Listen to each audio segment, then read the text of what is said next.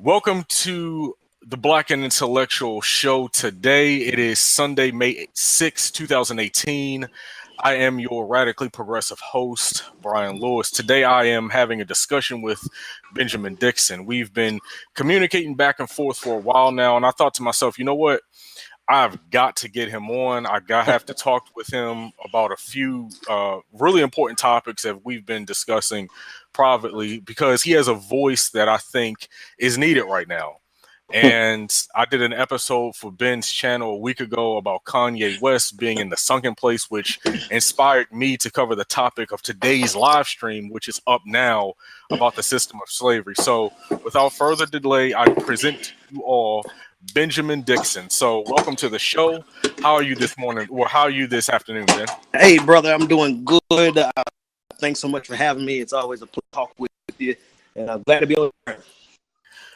All right, great. So I wanted to have you on today because I want to talk about a very important topic, which is platforming on the left by Black leftists. So some of the hurdles we face when it comes to content control and the support we get or don't get based on the content we promote. And really, can you consider someone to be an ally? And this is sort of my thinking behind today's show. Can you really consider someone to be an ally who doesn't want to take your word for your own struggle and instead choose to see what they want to see with no clear Black voices involved? You know, and there are plenty of examples that I think people can think of in terms of what I'm talking about when I say that. I'm laughing because you went straight for the jugular, right? You went straight for the core of the matter, right? You're like, we didn't even get a warm up, man. Can you buy me a drink before we go? Yeah, so I mean, I think a good place to start is there, exactly. So just tell the listeners like why you started the Progressive Army and what drives you to keep up the fight every day. Yeah, and you have to excuse me, man. I'm in between fathering and all that kind of stuff. So if you hear little kids in the background, that's part of the struggle.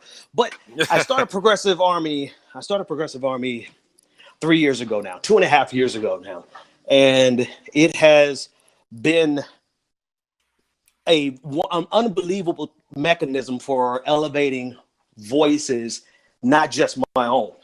And I think that's a critical thing, particularly in Black progressive spaces.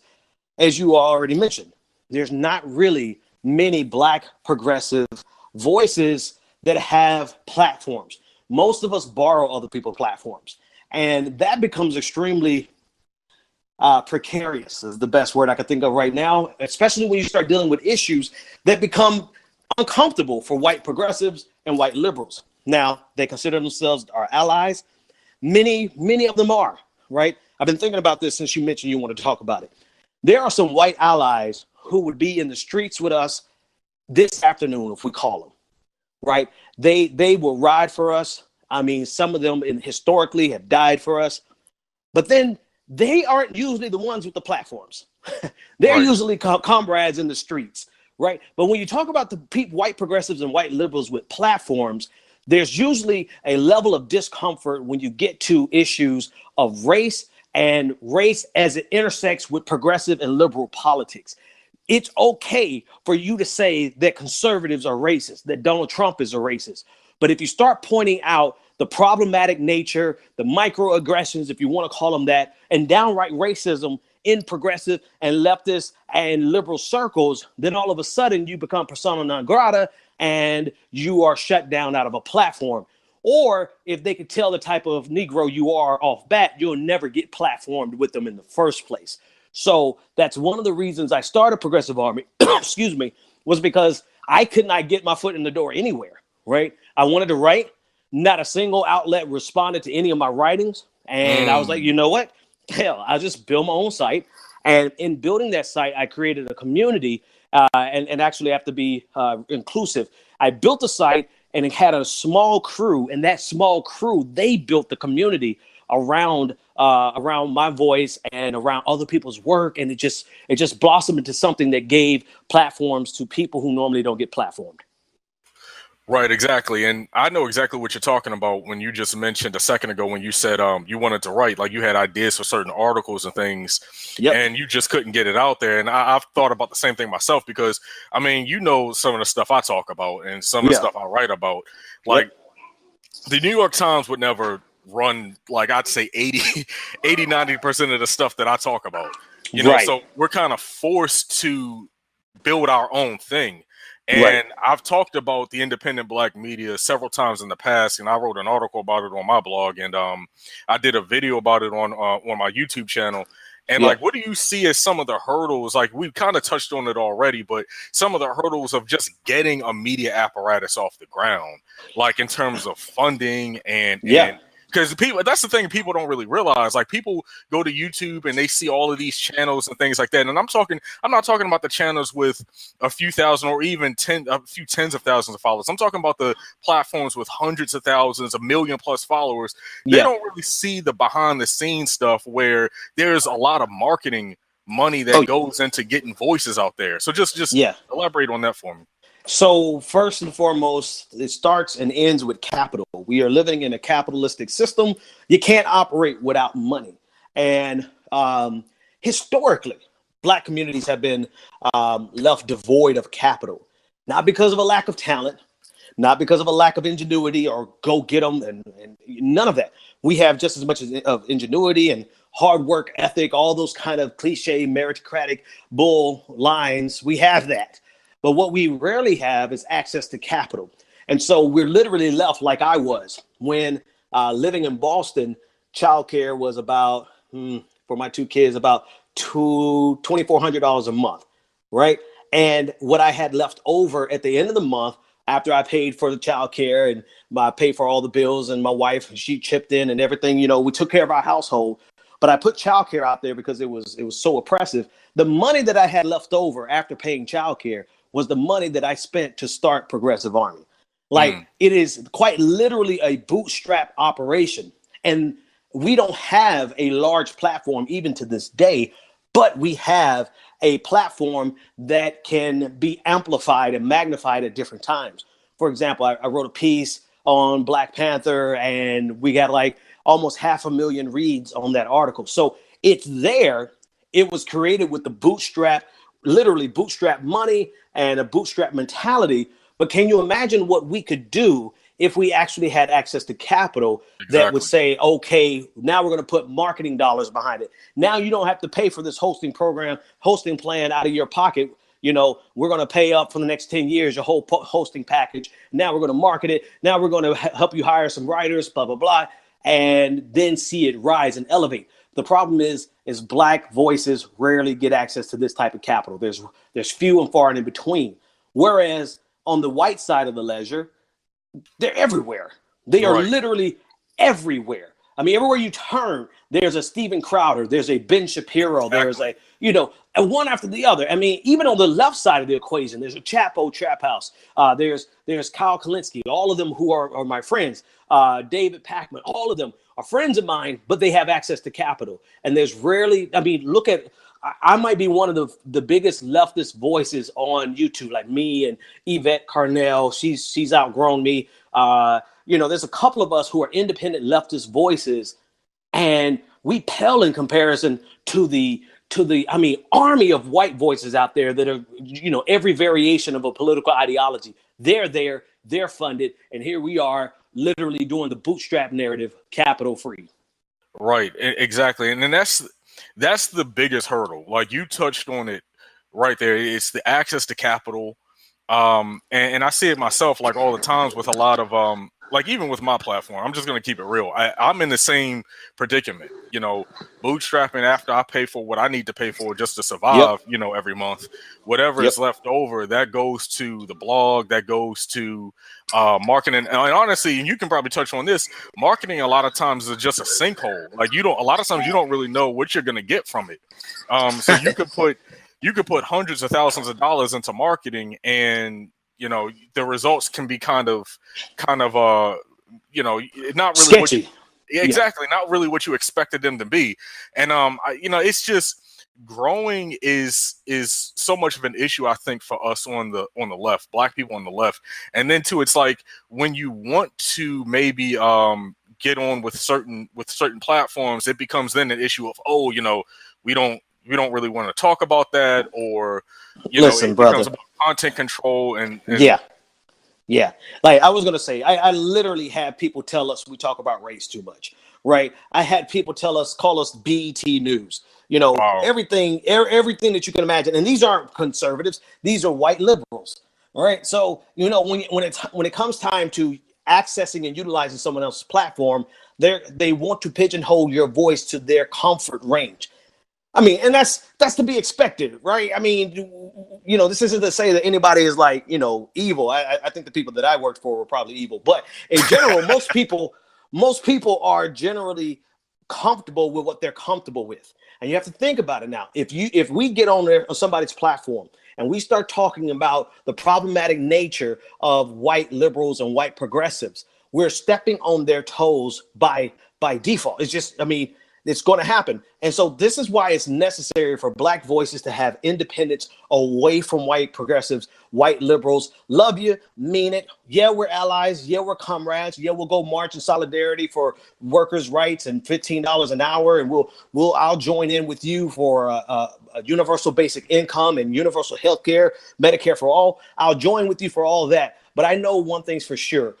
There's limitations to our allyship because there are issues within think of it this way. Like I had issues. I came out of the Black Baptist Church. So conservative by nature. I was homophobic before I got into politics, and I was just into church. Had some really problematic issues in terms of my views on LGBTQ rights. And when I started getting into progressive circles more and more and more, it was painful to have people call me out on my BS on LGBTQ rights. It hurt. It hurt because nobody wants to look in the mirror and say, damn, I'm a bigot, or right. Damn, I got to grow. I was wrong on this. And so I understand the discomfort that white liberals and progressives are going to have to go through. The problem is they don't want to go through it while they're paying you to be on their platform. Wow. And that segues perfectly into my next question, because I was going to ask you, like, how do you define allyship? I mean, should we be looking for allies or people to just I guess ally on certain issues with like climate change or Medicare for all, et cetera, or should we be looking more towards comrades, like people to actually figuratively, I don't want people to take this out of context, figuratively go into battle with us, people who are ready to actually potentially put something on the line and actually lose something, because that's the thing, like that's my perception. Like the reason why people like get into this whole content control thing of maybe a lot of white liberals, white progressives, is because they're afraid of what they might lose if they put their neck out there too much for black people. Am I wrong when I say that, or what? Like, what's your perception? I don't think you're wrong. There's so many variations of the same story that we've all experienced. So I would not say that you're wrong. I would say this: some of the dopest comrades I've ever met have been the dudes on the streets. Like when I was in Noonan, Georgia. I did a thread on Twitter that went viral about my experiences in Noonan, Georgia. And what triggered that experience in me and that whole thread was seeing my comrade from DSA under arrest, being carried off by the police. He was basically hog-tied by the police, carried out. And I looked at him, and here I am, I'm doing my journalistic thing, just trying to capture all the moments. And this dude is literally shedding blood, getting arrested in the streets, white dude. And I look at him and I'm like, you know what? That's my brother, come hell or high water, because he's out here fighting Nazis when other people are at home comfortable. Right. Exactly. And I make that distinction and I point him out because I'm telling you, there are some white people out here who would go into battle with us figuratively and literally on behalf of black issues. The problem is, Brian, they aren't the ones with the platforms. They're not the people who can amplify our voices. They're not the people who can help, get this new black journalist a job.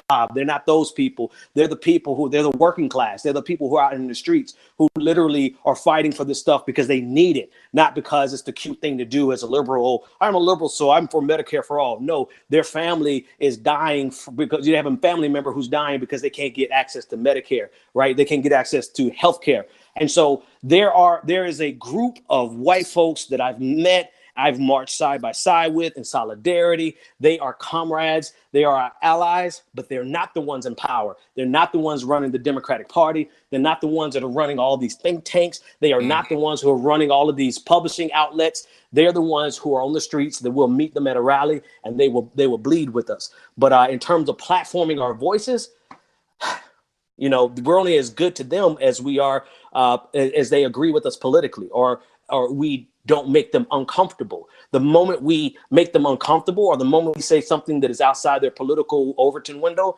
then all of a sudden we are given the boot and they'll shut down the whole company, like I've experienced firsthand. Right, and I think we're really on the same wavelength right now, because everything you say kind of perfectly leads into my next question. So I was going to ask you, next, I was going to say what happened at Content, because I tuned in every day, religiously almost. It quickly became like my favorite YouTube news channel. Then above channels that have million plus subscribers, and subscribers don't really mean anything, to be perfectly honest with you. Right, that, but it became like my go-to news channel. Then all of a sudden, it's like the hand of Voldemort came out and snatched away a good thing, and I was just confused. I was left at a loss. I didn't know what had happened. So if you want to just what happened there? What happened with that, brother? So I have a version of the story that I released to my patrons. I gave them first access to it, but I'm going to give you a different version of the story. I'm going to give you just a little bit more detail because why not? It's been like 3 months, 4 months. I can't even remember.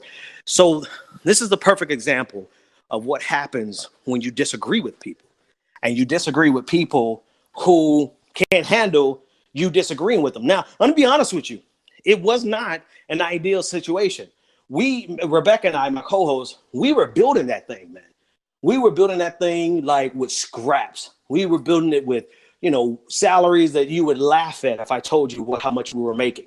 So, we were out there grinding, putting in all of our effort, putting hours upon hours upon hours, running this when owners were absent, running it when nobody was there but me and Rebecca and a graphics guy.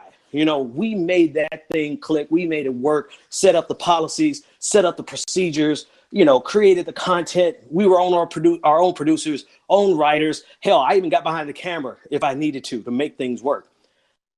Had a disagreement with one of the owners, and really it really showed me the extent to which, and I'm not making a blanket statement about all white liberals, but this is some straight up Get Out movie type white liberal madness where, it was like the moment they cannot control you, or the moment you have to show them that you are who you are and don't ever mistake me for somebody else, they shut down the whole damn company. I mean, literally. And I thought, well, maybe it wasn't because of the disagreement, because who's really willing to lose $250,000 to $500,000 over a disagreement?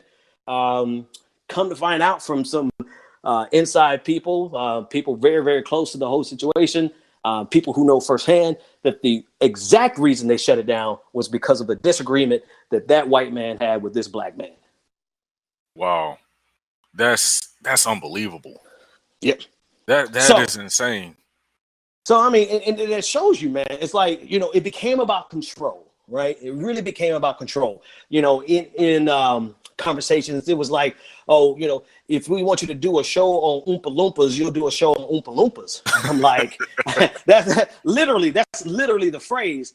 And I'm like, no, you'll be doing a show on Oompa Loompas by yourself, right? Because one thing that never can happen is you're not buying my voice. First of all, you're not paying me enough to buy anything. But Right. even if you could afford my voice, you couldn't buy my voice. You could pay me what they pay Joy-Ann Reid on MSNBC, and you're still not going to buy my voice. So you sure as hell know you're not going to buy my voice for no pittance of a salary. So, it just kind of shows you the kind of control when money becomes involved. It's not really about allyship. It's not about being comrades. It's not even about doing business. Because the smart business move would have been to see it through so that you can get return on your investment, right? Right. Who aborts mission in the middle just because of an agreement? It just shows you the power dynamic that some people have. Now, and to be fair to the conversation, not to those folks over there, but to the conversation, we're going to run into some black folks who do the same exact foolishness, right? Mhm. We're going to run into some black people who have that kind of control freak mentality, and they're willing to lose hundreds of thousands, if not millions of dollars because of their ego. You're going to run into it. But you know what you're not going to run into? You're not going to run into people who have that kind of divide based on a racially tinged situation, right? Where there's so many more things to that story that I can't divulge yet. But I would give you that's as much as I can give you to help you understand how it just ended one day. Boom, done and over. And that was my perception. That's the perception, because I was watching that last video that you guys did, and I could kind of just read between the lines. I was like, okay, I kind of see what happened. It was there was a power trip, so like somewhere in the building there was a power trip, and I mean that just goes back to where we kind of started the discussion about the independent black media. And I mean, man. the most I can say is that it helps out, and this is for everybody listening right now. It just helps out to support in any way possible. Like, and I'm not even talking about financial. I'm talking about even just like word of mouth, just like spreading around content, like little things like that for people who are doing this stuff, like me or like someone like me or Ben or people that we aren't even talking to right now, like doing this stuff on a shoestring budget. The smallest thing can have a major impact on everything that we do. Like, and so that's pretty much what I wanted to touch on. I mean, is there anything else you wanted to talk about? I'll say this, man. I'll say this because I know you've had a long day. I'm looking forward to going back and watching your live stream on the slavery topic. And but I'll say this: we're building something. I have a new partnership that we're not ready to announce yet, but when we announce it, everybody should be excited because we're building a platform, a black media platform, number one, but we're also building something that other people who aren't, let's say Progressive Army or on our immediate team, we're building something that other voices of color will be able to utilize and to amplify their voices because there is a big gaping hole in terms of black voices speaking on media, speaking in policy issues. Don't bring us on CNN or MSNBC when it's a black issue, when we have scholars that could talk about North Korea, scholars who could talk about the Syria situation, Syrian civil war, scholars who could talk about economic policy. So we have a lack of representation and we're addressing it head on. And I want everybody to hold tight for about 2 more months. You'll see it and you'll know what I'm talking about. All right, everyone. That's Benjamin Dixon. I will definitely be on the lookout for that, as I'm sure everyone watching this video will be as well. And so where can everyone find you, Ben? Hey, man, check me out on Twitter at Benjamin P. Dixon. That's the best place. If you have your sensibilities might be a little disturbed by how crazy we get on Twitter, then check us out on Facebook, where everything is nice and copacetic. Facebook.com/Benjamin Dixon, and you will find my Facebook page there. All right, and like I said at the beginning of the show, I'm Brian Lewis. You can follow me on Twitter at _BlackIntellect. Also, my blog, www.blackandintellectual.com. And be on the lookout for my new content and Ben's content that he's releasing every day as well. And that's today's show, and have a nice day, okay?